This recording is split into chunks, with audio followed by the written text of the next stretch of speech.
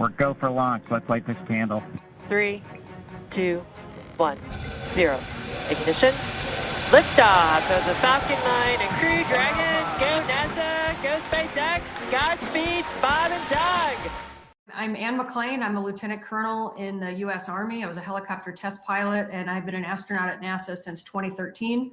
I flew in 2018 up to the International Space Station aboard a Russian Soyuz rocket out of Kazakhstan, and I landed 6.5 months later in June. And I'm currently back to training in the astronaut office and waiting for my next opportunity. There's really nothing like launch day. You know, the mental piece that we go through leading up to that launch, there's so many things that we have to take care of, our checklists, and making sure that we know all of our procedures and make all of our emergency procedures, normal procedures. But then there's something that happens when you walk out to that launch pad, you know, that the whole morning, you know, you're shedding all of your humanly possessions. You know, you hand over your suitcases, you hand over your wallet, you hand over your cell phone. And then at some point it's just you, and you just feel rawly human getting in that rocket. And so right now, you know, Bob and Doug are sitting in the rocket. They're ready to go. They're going through some of their final checks, getting the rocket fuel loaded up, and it's a pretty special time. I'm actually a pretty optimistic person, but I think part of the journey to flying to space, there's part of you that's pessimistic because you always feel like, well, this is such a lofty dream and such a lofty accomplishment that what's actually the likelihood that it's going to come true? You know, so few people even get the opportunity to try it. I got some advice early on that said, hey, don't believe that you're going to space until you're there. And so it's interesting because even when you're sitting on the launch pad, you know, weather's looking a little better than it did earlier, but these guys are very aware that at any point, you know, this launch today could get canceled. So you don't really get caught up in the emotions of it, I think, until after it's happened. And part of that is you have to keep your heads down. You know, these guys at any minute right now, you know, that right now the rocket's getting loaded with the RP1 rocket grade kerosene and the super cooled liquid oxygen. This is the first time that we've done what we call a load and go, where we load this fuel on the rocket while the crew is there. The launch escape system is armed. And so, you know, they're really not thinking about the emotional side of it right now. Right now, they're really thinking about the procedures that they're going through. But, you know, about 20 minutes after launch, when they get their first kind of quiet minute and they're up there floating, it's a pretty amazing thing to look back on.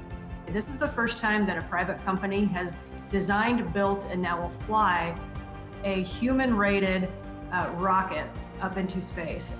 But the cool thing about this is that the industry now has this technology, and industry can be so much more innovative and rapidly innovative than NASA can. And so I think what we're going to see over the next 5 years is the effect of this. We're going to see more people having access to low Earth orbit. When you're preparing, when you're sitting strapped in, do you think about that this is a very risky endeavor, even as all the precautions that they take, all the safety measures, it's still shooting human beings into space? It sure is. I've kind of joked before that, you know, I'm surprised that every astronaut's mom's not sitting on the bottom of the launch of the rocket and saying, get down from there right now. You know, it is amazing, but I will tell you this, the calmest people on launch day are the crew that are sitting in that vehicle.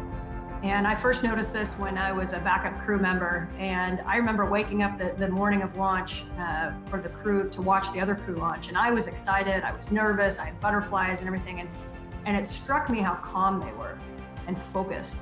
And there was no fear, there was nothing like that. And of course, I have to caveat this with, it's individual for everybody, right? Everybody feels a little bit differently about it. And I didn't quite understand that until it was my launch day. And I woke up and I was really, I think, resigned to that day. I knew I was launching in space. I knew there was no way that I was going to say no. I knew I was going to get on that rocket. I was very focused on what I needed to do. I think that there's so much to pay attention to and to do on the ride up and in the steps beforehand that you're really just laser focused on your task at hand. Do you have a normal breakfast? I mean, what does it feel like on that morning when you wake up? Do you have trouble sleeping the night before? How's the butterflies? Kind of, what's that morning like? You know, I was really surprised. I slept well the night before. For how many nights of sleep I've lost over my lifetime dreaming of launching on a rocket, I was pretty surprised that the night before I was able to just kind of go to sleep. You wake up and it's a little bit of a surreal day. It's not unlike when we leave space station. Just everything's kind of just going step by step. You're seeing all the same people. You're doing things that you've done so many times before in simulations. But in the back of your mind, you're kind of going, wow, this is the day. This is the day. And then, you get a lot of text messages and notes from people that you haven't heard from a long time before. And you realize how important, how significant this is, not for you as an individual, but how you are representative of something so much bigger than any one person could accomplish. And I think to me, that was really humbling. I really felt like I was a representative of the human race at that time. This is where they're just kind of bracing and they're waiting for that final go-to. Once that final go hits, then they're gonna know it's time. When the rocket starts going, you're gonna see a lot of flame. You're gonna see the rocket actually come off the pad a little bit slower than you would have thought. And especially after watching shuttles really kind of bounced off the ground. They really leapt, if you will, compared to when you watch a smaller rocket. And so it's gonna seem kind of slow. And inside the vehicle, they're gonna feel a lot of rumbling. Dragon, SpaceX, go for launch. There was the go for launch. There was a go for launch. So 42 seconds to engine ignition sequence start. Feels like being in a simulation, and you kind of have to remind yourself, actually, this one's real. But hand it to our training and our trainers and the equipment that we use to train on. You really, everything is actually strangely familiar.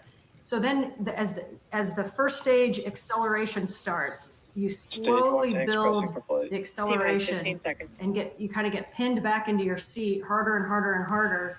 10, 9, 8, 7, 6, 5, 4, 3, 2, 1, 0.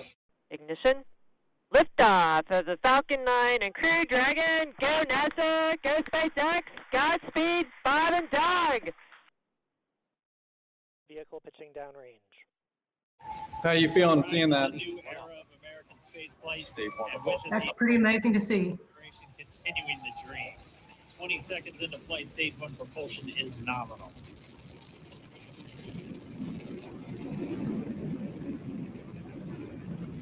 G plus 30 seconds into this historic mission. It never gets old, no matter how many times you see a launch. On board Dragon and Falcon 9, and look at them go. No, this is just amazing. This is what our country needs right now. This is what happens when we look at one another and we see each other's inherent worth and what we're capable of. We'll continue to be on this until the first. Make you proud to be part of the astronaut program, huh? At this point, Makes me proud to be a human being right now. This launch really belongs to everybody across the world, everybody across our country. You've heard the call out for MVAC engine chill. That's getting the MVAC engine ready to light. That'll come at about 2:44 into flight. So what's next? Everything continuing to look good. Okay, so we're about 1:55 into the launch. The next major event is going to be at 2 minutes and 33 seconds, which is going to be MECO, main engine cutoff, and stage separation with second stage ignition. So this is going to be the first time the astronauts are kind of thrust forward as that first stage thrust. The booster will actually come back. And 1D throttle down. And the first stage booster is going to be attempt to land on the drone ship. Of course, I still love you. We're throttling down the Merlin. And that's one of the novel things about this design, right? That it's reusable, that they try to recover the main section. That's correct. That's what's going to make this vehicle reusable and what's going to make low Earth orbit accessible and economic for private companies. And here we're seeing a view of the vehicle that the rocket will come back and land on. So it's going to look like watching a launch in reverse. There was a reminder that we're still in a pandemic, seeing the mission control while wearing masks. That's right. The ship's name is, of course, I Will Still Love You. People are wondering why that's up there. And there it is. On your screen, Falcon Right on the target. Back. This is the first. Standing by. Dragon, Chief Engineer on Dragon to Ground. Bob Doug, on behalf of the entire launch team, thanks for flying with Falcon 9 today. We hope you enjoyed the ride and wish you a great mission. Thanks, Paula. Congratulations to you and the F9 team for the first human ride for Falcon 9. And it was incredible. Appreciate all the hard work and thanks for the great ride to space. That's success. So they're about 13 and a half minutes after flight. So now they're going to go through a series of spacecraft checkout maneuvers. And over the next 19 hours, they're going to be catching up to space station. In addition to testing the vehicle, they're going to be kind of catching up to space station. So their docking with space station will be in about 19 hours. We need more scientists and engineers. We need more problem solvers. And we need more creativity. And so, I think the next 20 years in space exploration, next 40 years in space exploration is going to absolutely be incredible. And so it's a great business to get into, be it at NASA or any of these commercial companies. NASA's not the only place to go for if you want to build rockets. They continue to raise their orbit and chase down the space station.